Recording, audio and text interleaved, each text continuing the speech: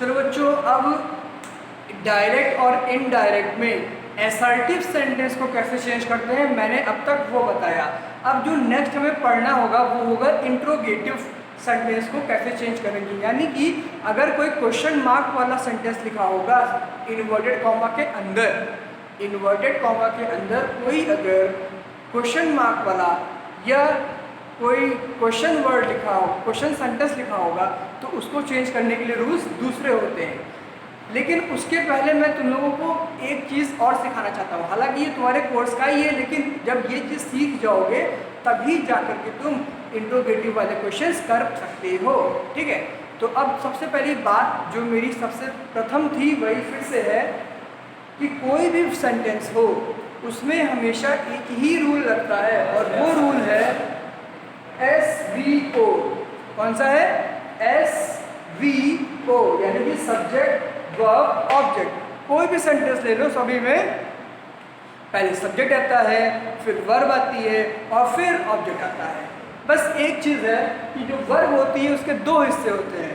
पहला होता है हेल्पिंग वर्ब, दूसरा होता है मेन वर्ब। यानी कि अगर तुम कोई भी सेंटेंस देखो, तो मैं एक सेंटेंस एग्जांपल के तौर पर नीचे लिख रहा हूँ, ये क्वेश्चन लिखे हैं, इनको और देखो एग्जाम्पल के लिए नीचे लिख रहा हूँ। जैसे लिखा होता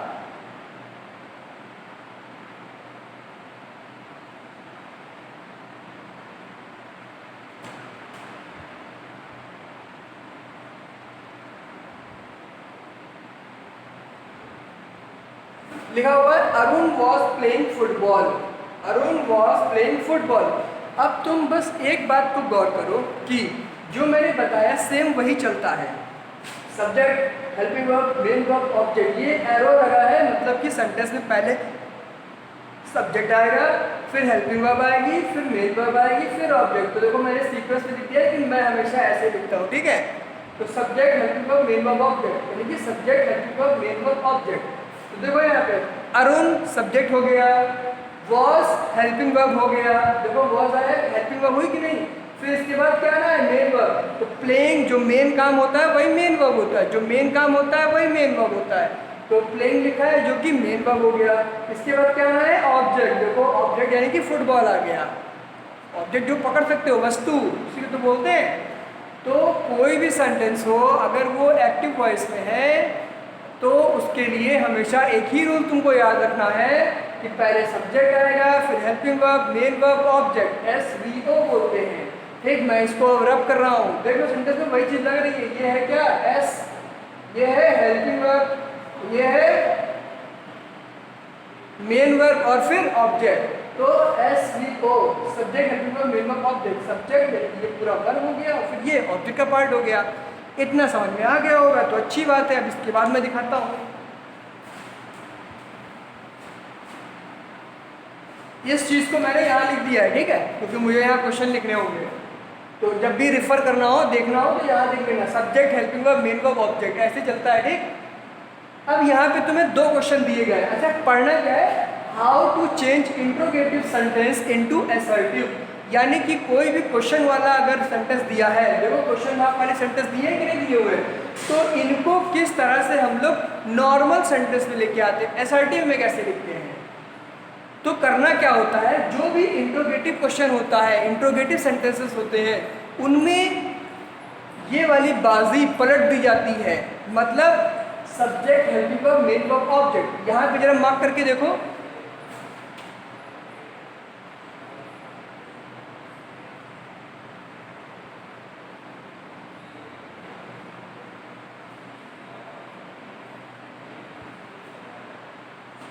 तो देखो जरा यहाँ पे क्या चल रहा है, हमें लाना किस में होता है, हमेशा सेंटेंस होता किस में? Subject, helping verb, main verb, object में होता है। और यहाँ helping verb, subject, main verb, object. क्या ये सेंटेंस इस रूल को फॉलो कर रहा है? नहीं कर रहा है। भाई देखो इसमें हेल्पिंग वर्ब पहले आ रही है, बाद में सब्जेक्ट, और यहाँ पे जबकि पहले सब्जेक्ट आता है और बाद में हेल्पिंग वर्ब आती है। यानी कि इसीलिए ये इंट्रोगेटिव, ये असर्टिव नहीं है। अब अगर तुम इसको असर्टिव बनाना चाहते हो तो क्या करना होगा, इस वाले सीक्वेंस में ला दो। मतलब मेन, ऑब्जेक्ट, मेन वर्ब और उसके बाद में ऑब्जेक्ट। तो मेन वर्ब के बाद में ऑब्जेक्ट, ये अपनी जगह पे हैं, ये लोग अपनी पोजीशन पे बैठे हुए हैं, इनकी पोजीशन सही है। मेन वर्ब के बाद ऑब्जेक्ट। पोजीशन गलत किसकी है? पोजीशन इनकी गलत है, इनको यहाँ नहीं यहाँ होना था और इनको इस साइड नहीं उधर होना था। यानी कि अगर इनको पलट दिया जाए तो वो नॉर्मल असर्टिव सेंटेंस बन जाता है। अगर कोई भी क्वेश्चन वाला इंट्रोगेटिव क्वेश्चन हो, सेंटेंस लिखा हो, उसको नॉर्मल सेंटेंस में लाना है तो आप क्या करेंगे कि हेल्पिंग वर्ब को अंदर और सब्जेक्ट को बाहर ले आएंगे। बस तो आर को अंदर ले जाओ और यू को बाहर ले आओ तो पलट दो।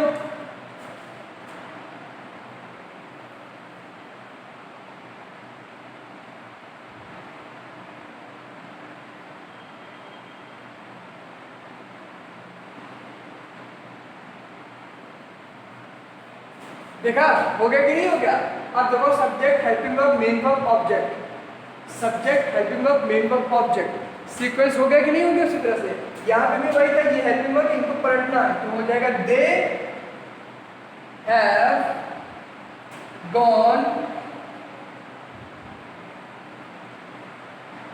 दे हैव गॉन टू मार्केट।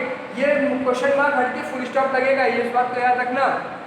तो देखो subject helping verb main verb object, subject helping verb main verb object. तो पूरा रूल उसी तरह से फॉलो हुआ कि नहीं हुआ? हो गया ना? इसी तरह से हमें कोई भी सेंटेंस हो उसको नॉर्मल असर्टिव सेंटेंस में ला सकते हैं। ठीक है?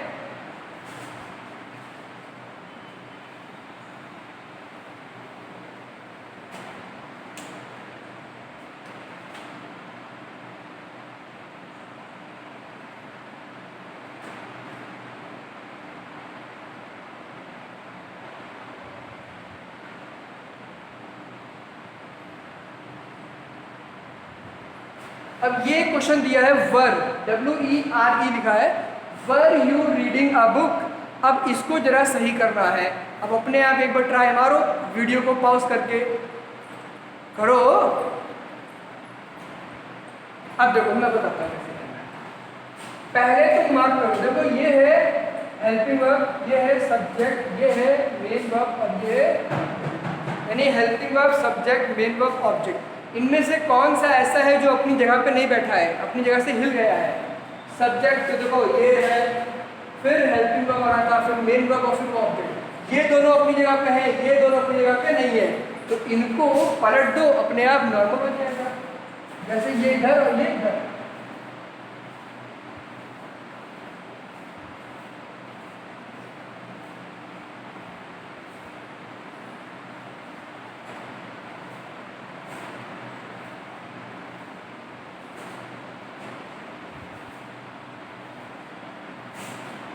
अब जरा इसको मैच कर लो जो मैंने बताया था SVO।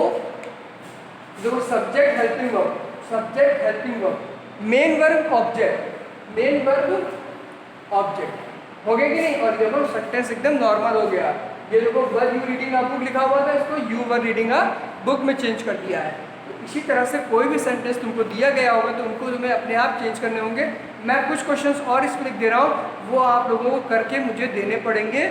फ़ोटो खींच के, मतलब कॉपी में लिख के फ़ोटो खींच के भेज दो और नोट्स बना के मुझे दो। किसी भी बच्चे ने नहीं दिया है, केवल एक 11th या इंटर में शायद एक कोई लड़की है, उसको छोड़ के।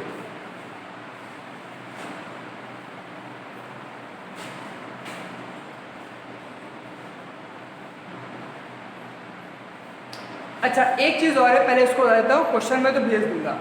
तो एक सेंटेंस और होता है प्रेजेंट इंडेफिनिट और पास्ट इंडेफिनिट। इनको चेंज करना बहुत ही डिफिकल्ट होता है, लोगों को ऐसा लगता है, लेकिन ऐसा कुछ भी नहीं है। तो देखो कैसे।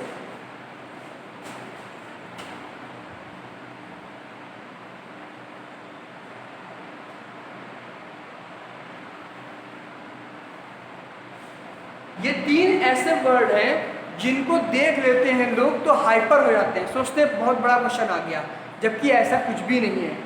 बस इतना जान लो, डू डिड और डज लिखा है, तो डू और डज, डू और डज। डू है क्या? डू में ES ऐड कर दो, डज बन गया। डू में ES ऐड कर दो, डज बन जाता है। और डिड जो है वो वर्ब की सेकंड फॉर्म है। तो बच्चों बस इतना जान लो कि जो डिड है वो पास्ट इंडेफिनिट के लिए होता है। इसके लिए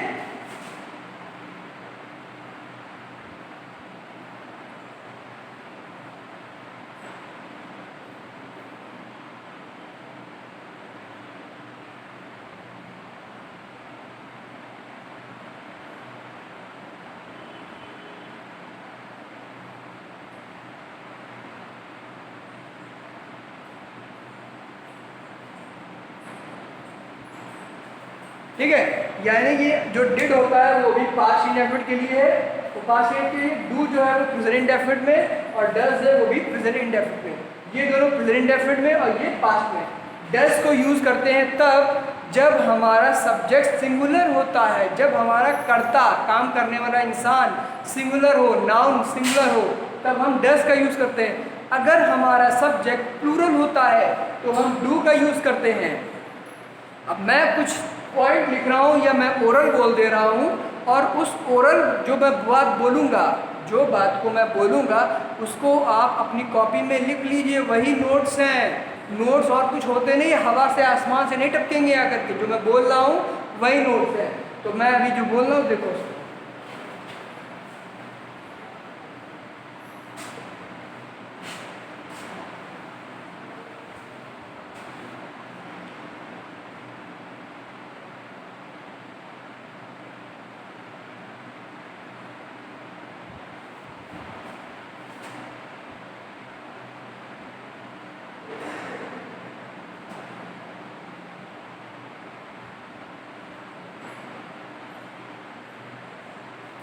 क्वेश्चन लिखा है डिड यू गो होम। ठीक है, जैसे अभी तक हम लोग करते आए हैं वैसे ही अभी तक भी करना है, मतलब helping subject, helping verb, main verb, object. बस इतना जान लो कि प्रेजेंट इंडेफिनिट में और पास्ट इंडेफिनिट में कोई भी हेल्पिंग वर्ब नहीं होती है, यानी कि इसमें ये गायब हो जाता है। किस में गायब हो जाता है? इंडेफिनिट वाले सेंटेंसेस में गायब हो जाता है। प्रेजेंट इंडेफिनिट हो या पास्ट इंडेफिनिट हो, उनमें हमको हेल्पिंग वर्ब नहीं यूज़ करनी होती है, केवल मेन वर्ब यूज़ करनी होती हैं। अब देखो मैं बताता हूँ एक बात। अब यहाँ हेल्पिंग वर्ब डिड हो गई है ना, 3 सेंटेंस में लिखता हूँ, देखो।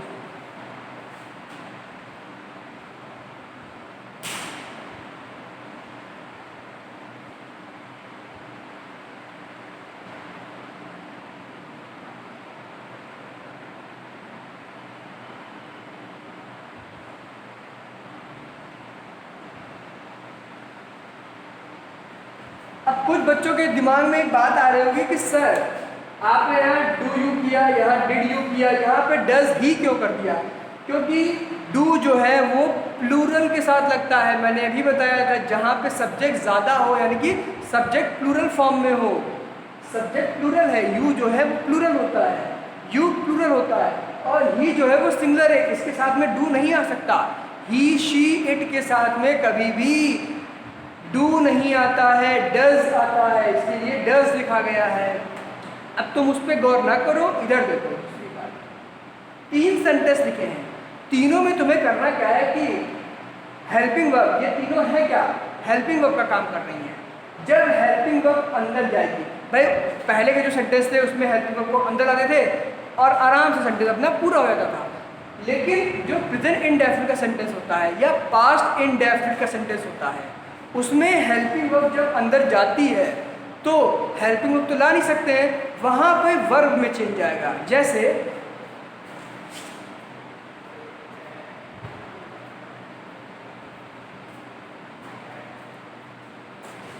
अब देखो, अगर डिड को अंदर लाते हैं तो वर्ब को सेकंड फॉर्म में चेंज कर देना होगा। डिड को जब अंदर लेके आओगे तो डिड गायब हो जाएगा, लेकिन वर्ब को किस में ला देगा? वो सेकंड फॉर्म में ला देगा। बात को सुनो, डिड को जब चेंज करोगे तो वर्ब को सेकंड फॉर्म में चेंज कर देगा। मैं लिख दे रहा हूँ यहाँ पे,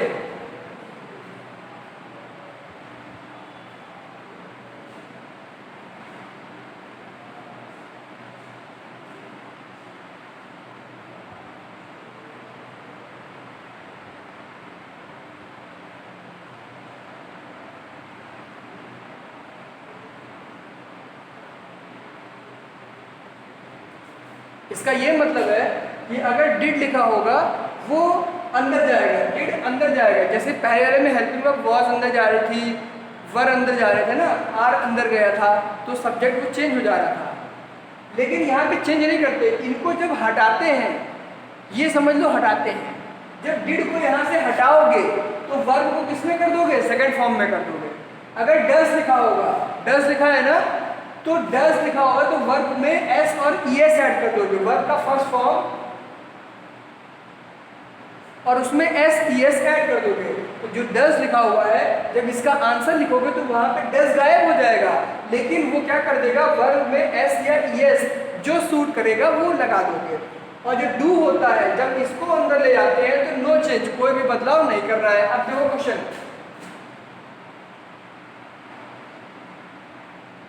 डिड अंदर जाएगा, यानी कि डिड को जब चेंज करेंगे तो नीचे यू, अब कह रहा है वर्ब का सेकंड फॉर्म, तो गो का सेकंड फॉर्म क्या होता है, वेंट।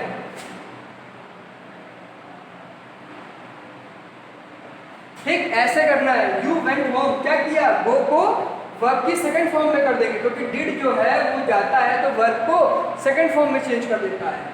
अब देखो डज, डज अंदर जाएगा तो नो चेंज, डज अंदर गया नो चेंज, यानी कि यू गो होम वैसे ही रहेगा, नो चेंज ना, डू लिखा है इसलिए।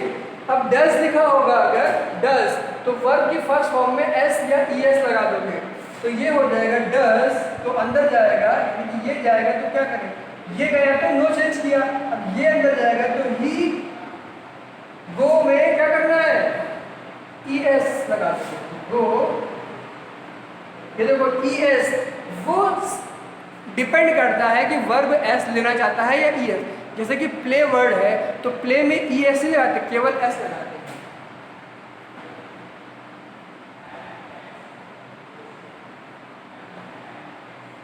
ठीक, तो यही मतलब है, कहीं पे एस लगता है और कहीं पे ES, तो ES हर जगह नहीं लग पाता। जैसे गो वर्ड है तो गो में ये नहीं होगा,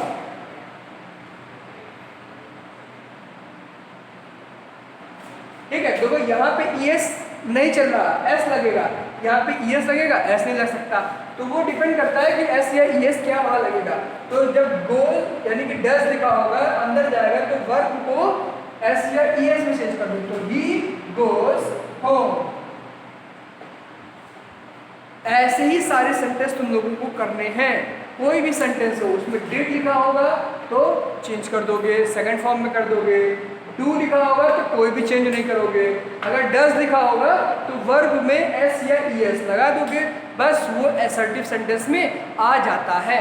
अब इतना पूरा समझ जाओ, इसको अच्छे से देख लो, बस छोटे क्लास की कॉपियाँ उठा लो या पिछले साल की जो बुकें पड़ी हो घर में कबाड़ में उनको निकालो, उनमें इंट्रोगेटिव सेंटेंस दिए गए होंगे, उन सेंटेंसेस में इंट्रोगेटिव को चेंज करके देखो, और जो ना आए उसकी फ़ोटो क्लिक करो और मुझे मेरे पर्सनल नंबर पे सेंड कर दो, टेलीग्राम पे सेंड कर दो, कहीं पे भी।